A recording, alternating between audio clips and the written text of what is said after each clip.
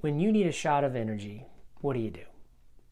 Well, tons of Americans every day drive to Starbucks and grab some caffeine and sugar. Other Americans reach for a Coke or a Mountain Dew or a candy bar. Some people exercise to get energy, or they do something fun to get energy. What do you do to revive yourself when you're just done and you just need a recharge? Well, in chapter 19 of Psalms, in verse 7, David says, "The law of the Lord is perfect. It revives the soul."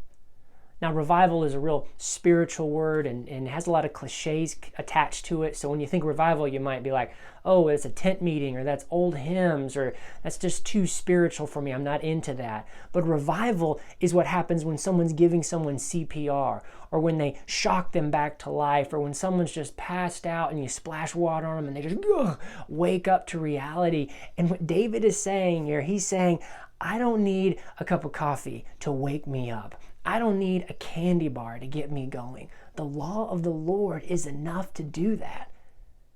Now you might be thinking, that's weird.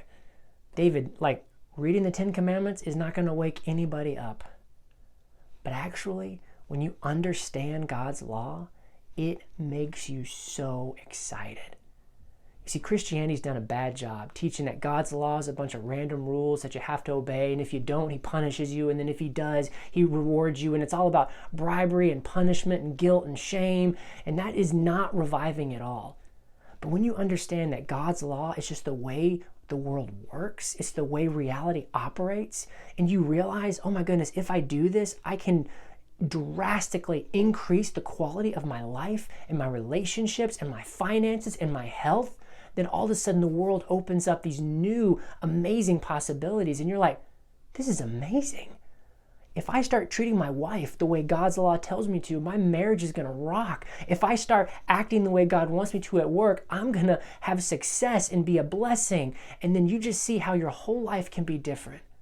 So my prayer for you today is that when you need revival, you don't reach for some caffeine or some sugar or junk food or whatever your crutch is, but that you reach for the Lord. And that he gives you some holy insight and wisdom to where you understand that his law is good and his law will wake you up. God bless.